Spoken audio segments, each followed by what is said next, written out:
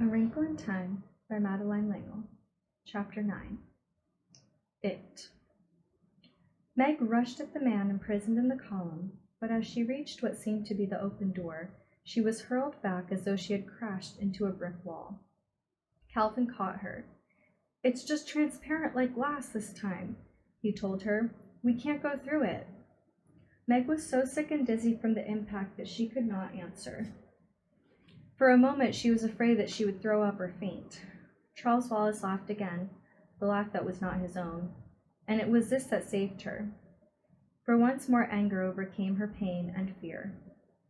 Charles Wallace, her own real dear Charles Wallace, never laughed at her when she hurt herself. Instead, his arms would go quickly around her neck, and he would press his soft cheek against hers in loving comfort.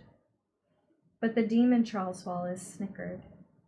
She turned away from him and looked again at the man in the column.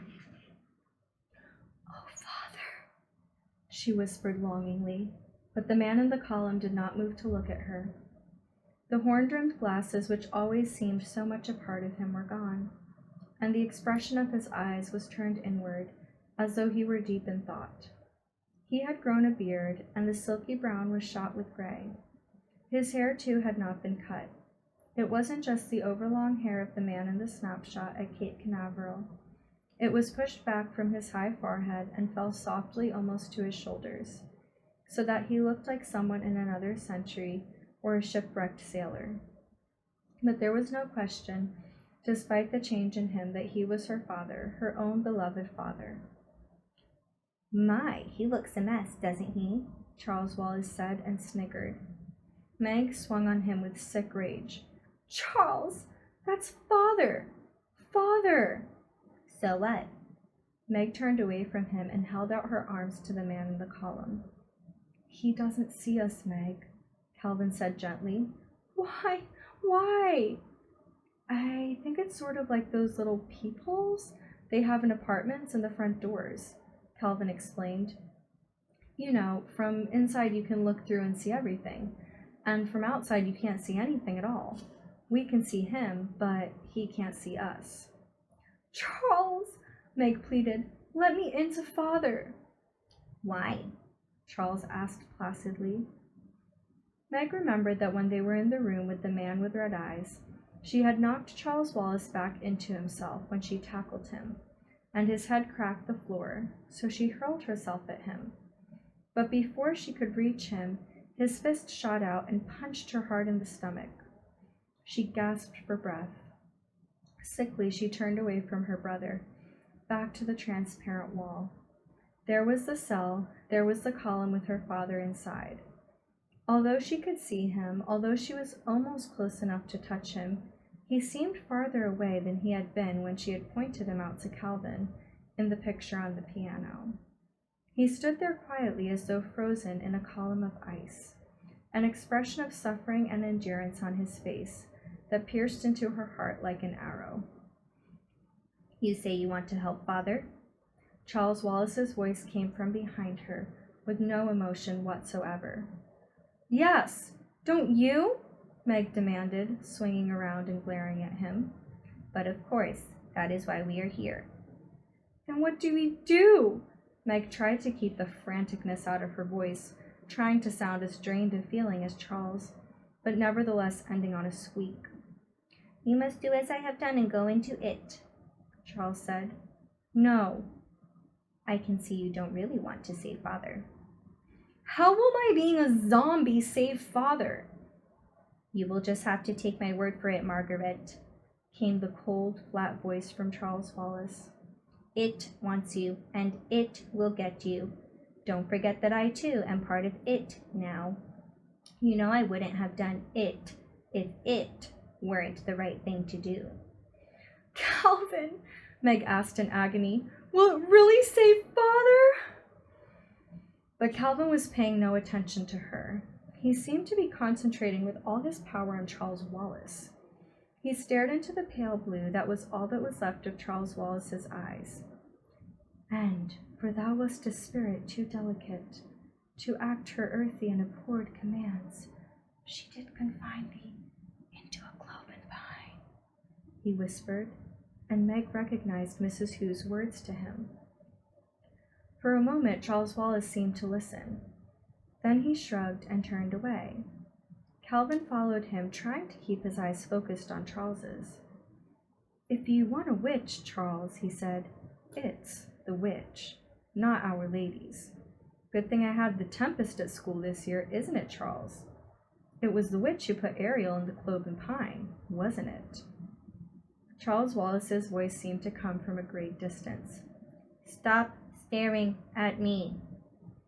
Breathing quickly with excitement, Calvin continued to pin Charles Wallace with his stare. "You're like Ariel, in the cloven pine, Charles, and I can let you out. Look at me, Charles. Come back to us." Again the shudder went through Charles Wallace. Calvin's intense voice hit at him. "Come back, Charles. Come back to us." Again Charles shuddered, and then it was as though an invisible hand had smacked against his chest and knocked him to the ground, and the stare with which Calvin had held him was broken. Charles sat there on the floor of the corridor whimpering, not a small boy's sound, but a fearful animal noise. "Calvin!" Meg turned on him, clasping her hands intensely. "Try to get to Father." Calvin shook his head. "Charles almost came out. I almost did it. He almost came back to us." "Try Father," Meg said again. "How?" "Your cloven pine thing. Isn't Father imprisoned in a cloven pine even more than Charles? Look at him in that column there. Get him out, Calvin." Calvin spoke in an exhausted way. "Meg, I don't know what to do. I don't know how to get in. Meg, they're asking too much of us." "Mrs. Hugh's spectacles!" Meg said suddenly. Mrs. Hugh had told her to use them only as a last resort, and surely that was now. She reached into her pocket, and the spectacles were there, cool and light and comforting. With trembling fingers, she pulled them out. "Give me those spectacles!" Charles Wallace's voice came in a harsh command, and he scrambled up off the floor and ran at her. She barely had time to snatch off her own glasses and put on Mrs. Hugh's, and as it was, one earpiece dropped down her cheek and they barely stayed on her nose. As Charles Wallace lunged at her, she flung herself against the transparent door, and she was through it. She was in the cell with the imprisoning column that held her father. With trembling fingers, she straightened Mrs. Hugh's glasses and put her own in her pocket. "Give them to me," came Charles Wallace's menacing voice, and he was in the cell with her, with Calvin on the outside pounding frantically to get in. Meg kicked at Charles Wallace and ran at the column. She felt as though she were going through something dark and cold, but she was through. "Father!" she cried, and she was in his arms. This was the moment for which she had been waiting, not only since Mrs. Witch whisked them off on their journeys, but during the long months and years before, when the letters had stopped coming, when people made remarks about Charles Wallace, when Mrs. Murry showed a rare flash of loneliness or grief. This was the moment that meant that now and forever, everything would be all right. As she pressed against her father, all was forgotten except joy. There was only the peace and comfort of leaning against him, the wonder of the protecting circle of his arms, the feeling of complete reassurance and safety that his presence always gave her. Her voice broke on a happy sob. "Oh, Father! Oh, Father!" "Meg!" he cried in glad surprise. "Meg, what are you doing here? Where's your mother? Where are the boys?" She looked out of the column, and there was Charles Wallace in the cell, an alien expression distorting his face. She turned back to her father. There was no more time for greeting, for joy, for explanations. "We have to go to Charles Wallace," she said, her words tense. "Quickly!" Her father's hands were moving gropingly over her face, and as she felt the touch of his strong, gentle fingers, she realized with a flooding of horror that she could see him, that she could see Charles in the cell and Calvin in the corridor, but her father could not see them, could not see her. She looked at him in panic. but his eyes were the same steady blue that she remembered. She moved her hand briskly across his line of vision, but he did not blink. "Father!" she cried. "Father! Can't you see me?" His arms went around her again in a comforting, reassuring gesture. "No, Meg." "But, Father, I can see you." Her voice trailed off. Suddenly, she shoved Mrs. Hu's glasses down her nose and peered over them, and immediately she was in complete and utter darkness. She snatched them off her face and thrust them at her father. "Here." His fingers closed about the spectacles.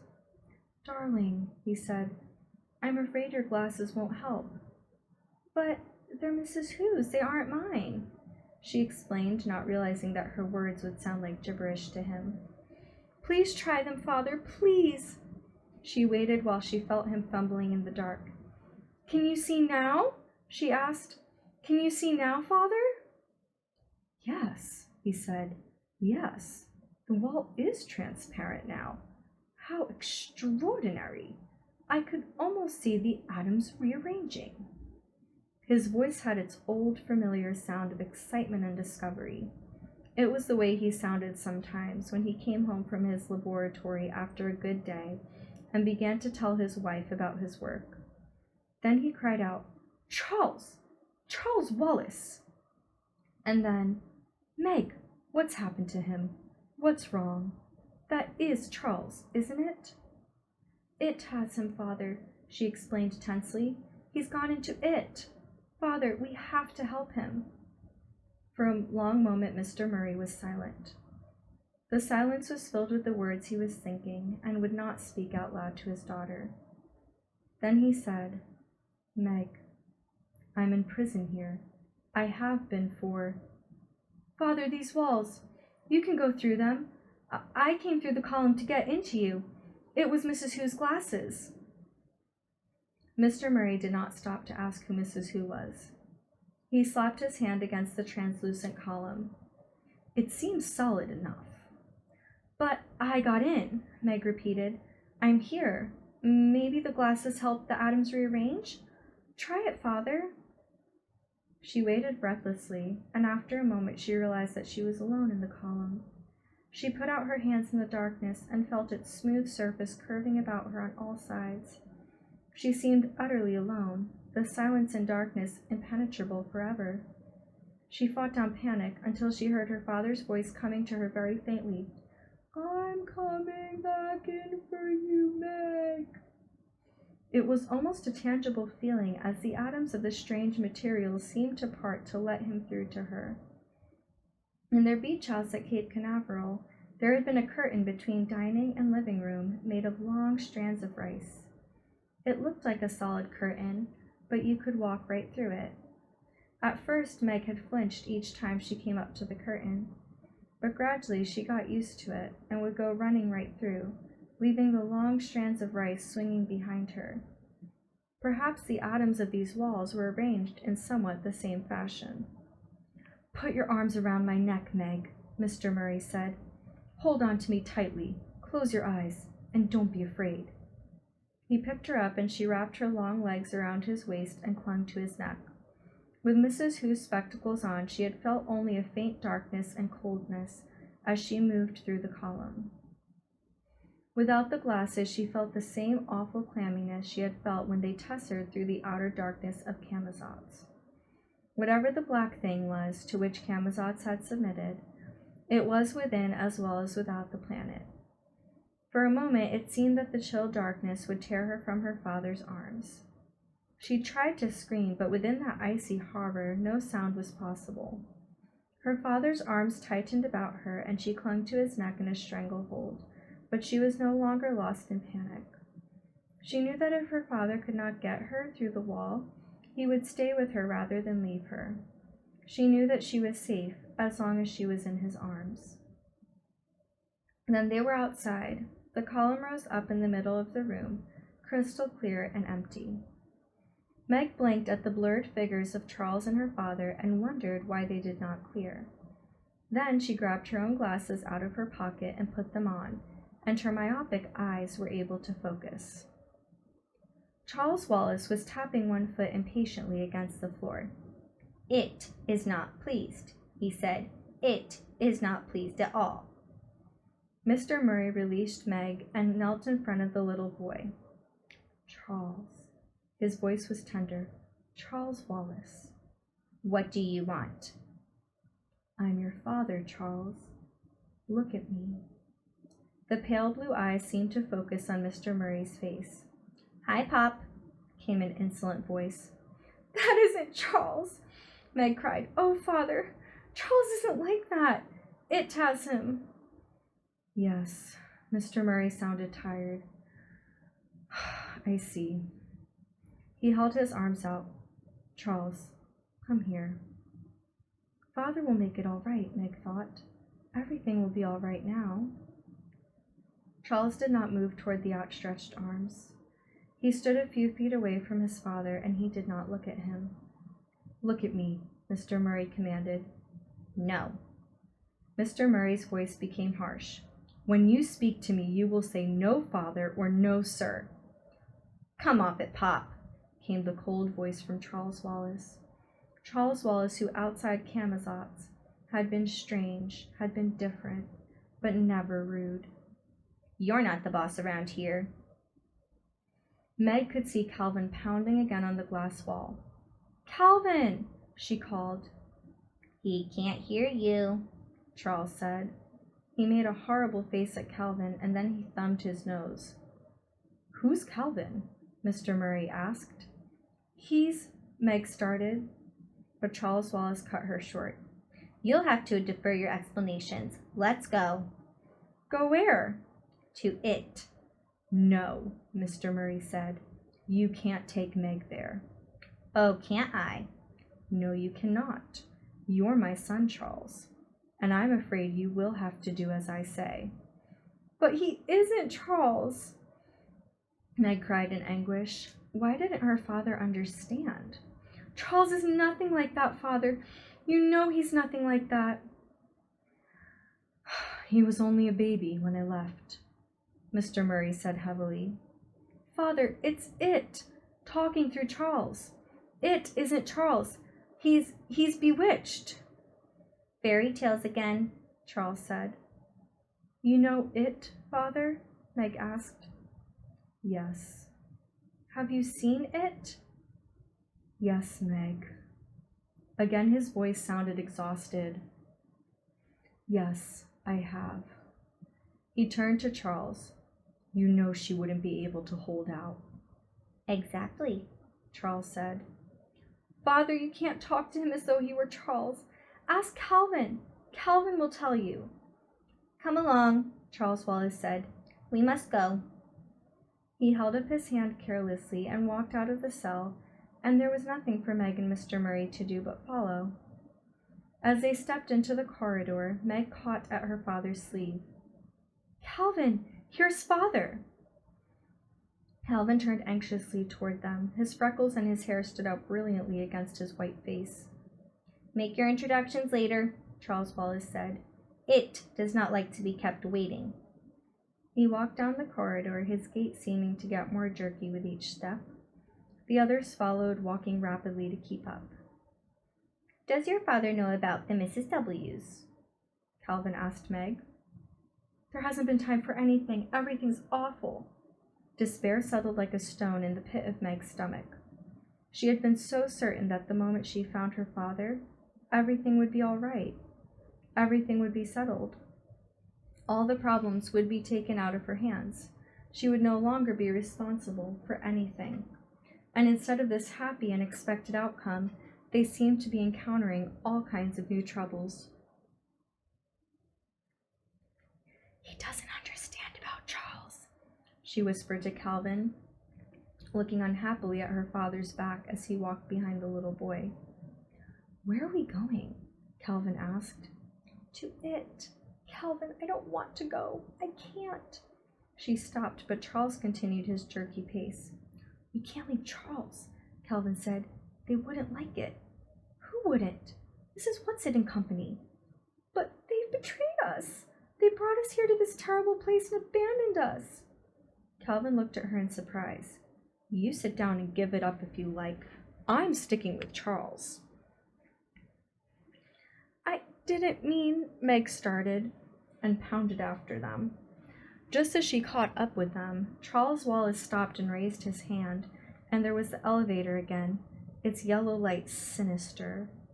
Meg felt her stomach jerk as the swift descent began. They were silent until the motion stopped, silent as they followed Charles Wallace through long corridors and out into the street.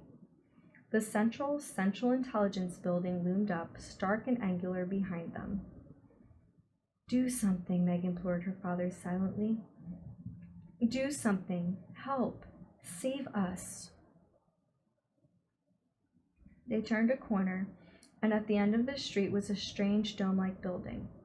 Its walls glowed with a flicker of violet flame. Its silvery roof pulsed with ominous light. The light was neither warm nor cold, but it seemed to reach out and touch them. This, Meg was sure, must be where it was waiting for them. They moved down the street more slowly now, and as they came closer to the domed building, the violet flickering seemed to reach out, to envelop them, to suck them in. They were inside. Meg could feel a rhythmical pulsing. It was a pulsing not only about her, but in her as well, as though the rhythm of her heart and lungs was no longer her own, but was being worked by some outside force. The closest she had come to the feeling was before, when she had been practicing artificial respiration with Girl Scouts, and the leader, an immensely powerful woman, had been working on Meg, intoning, "Out goes the bad air, in comes the good," while her heavy hands pressed, released, pressed, released. Meg gasped, trying to breathe at her own normal rate, but the inexorable beat within and without continued. For a moment she could neither move nor look around to see what was happening to the others. She simply had to stand there, trying to balance herself into the artificial rhythm of her heart and lungs. Her eyes seemed to swim in a sea of red. Then things began to clear, and she could breathe without gasping like a beached fish, and she could look about the great circular domed building. It was completely empty except for the pulse, which seemed a tangible thing, and a round dais exactly in the center. On the dais lay... what? Meg could not tell, and yet she knew that it was from this that the rhythm came. She stepped forward tentatively. She felt that she was beyond fear now. Charles Wallace was no longer Charles Wallace. Her father had been found, but he had not made everything all right. Instead, everything was worse than ever, and her adored father was bearded and thin and white and not omnipotent after all. No matter what happened next, things could be no more terrible or frightening than they already were. Oh, couldn't they? As she was continuing to step slowly forward, at last she realized what the thing on the dais was. It was a brain. A disembodied brain. An oversized brain just enough larger than normal to be completely revolting and terrifying. A living brain. A brain that pulsed and quivered, that seized and commanded. No wonder the brain was called It. It was the most horrible, the most repellent thing she had ever seen. Far more nauseating than anything she had ever imagined with her conscious mind, or that had ever tormented her in her most terrible nightmares. But as she had felt she was beyond fear, so now she was beyond screaming. She looked at Charles Wallace, and he stood there, turned toward it, his jaw hanging slightly loose, and his vacant blue eyes slowly twirled. Oh yes, things could always be worse. These twirling eyes within Charles Wallace's soft, round face made Meg icy cold, inside and out. She looked away from Charles Wallace and at her father. Her father stood there with Mrs. Hugh's glasses still perched on his nose. Did he remember that he had them on? And he shouted to Calvin, "Don't give in! I won't! Help Meg! Calvin yelled back. It was absolutely silent within the dome, and yet Meg realized that the only way to speak was to shout with all the power possible. For everywhere she looked, everywhere she turned was the rhythm, and as it continued to control the systole and diastole of her heart, the intake and outlet of her breath, the red miasma began to creep before her eyes again, and she was afraid that she was going to lose consciousness, and if she did, that she would be completely in the power of it. Mrs. Whatsit had said, Meg, I give you your faults. What were her greatest faults? Anger, impatience, stubbornness. Yes, it was to her faults that she turned to save herself now. With an immense effort, she tried to breathe against the rhythm of it, but its power was too strong. Each time she managed to take a breath out of rhythm, an iron hand seemed to squeeze her heart and lungs. Then she remembered that when they had been standing before the man with red eyes, and the man with red eyes had been intoning the multiplication table at them, Charles Wallace had fought against his power by shouting out nursery rhymes, and Calvin the Gettysburg Address. Georgie, porgy, pudding, and pie, she yelled. Kissed the girls and made them cry. That was no good. It was too easy for nursery rhymes to fall into the rhythm of it. She didn't know the Gettysburg Address. How did the Declaration of Independence begin? She had memorized it only that winter, not because she was required to at school, but simply because she liked it. We hold these truths to be self-evident, she shouted, that all men are created equal, that they are endowed by their Creator with certain unalienable rights, that among these are life, liberty, and the pursuit of happiness. As she cried out the words, she felt a mind moving in on her own, felt it seizing, squeezing her brain. Then she realized that Charles Wallace was speaking or being spoken through by it. But that's exactly what we have on Camazotz. Complete equality. Everybody exactly alike. For a moment her brain reeled with confusion. Then came a moment of blazing truth.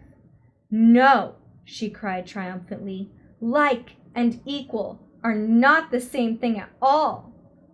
Good girl, Meg, her father shouted at her. But Charles Wallace continued as though there had been no interruption. In Camazotz, all are equal. In Camazotz, everybody is the same as everybody else. But he gave her no argument, provided no answer, and she held on to her moment of revelation. Like and equal are two entirely different things. For the moment she had escaped from the power of it.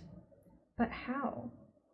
She knew that her own puny little brain was no match for this great, bodiless, pulsing, writhing mass on the round dais. She shuddered as she looked at it.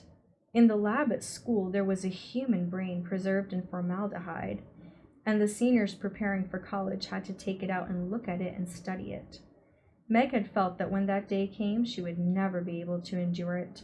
But now she thought that if only she had a dissecting knife, she would slash at it, cutting ruthlessly through cerebrum, cerebellum. Words spoke within her directly this time, not through Charles. Don't you realize that if you destroy me, you also destroy your little brother?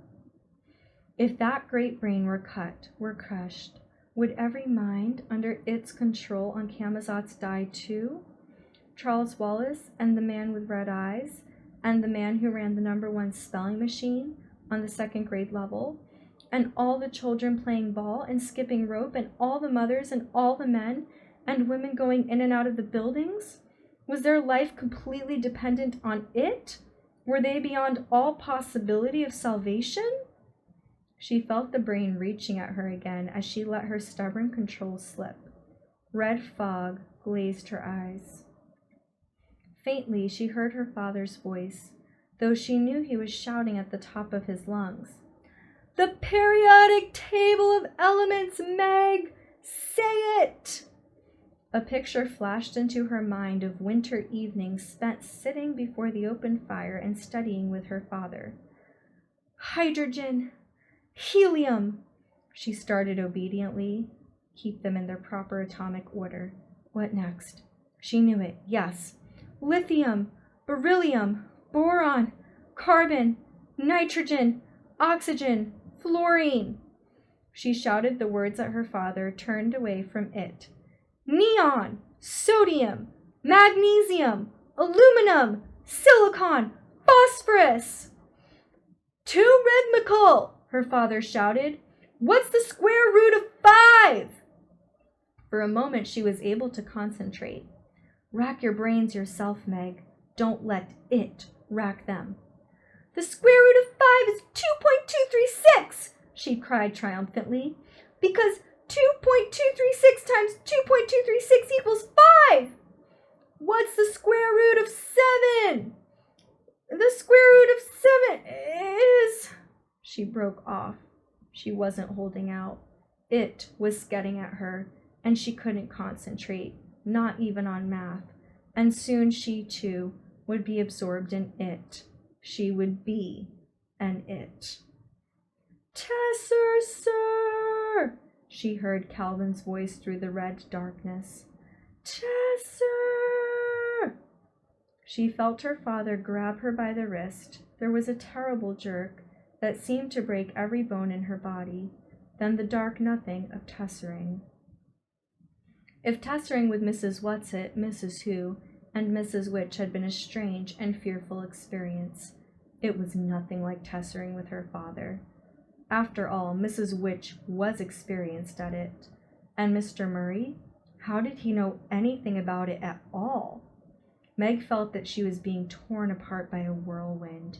She was lost in an agony of pain that finally dissolved into the darkness of complete unconsciousness.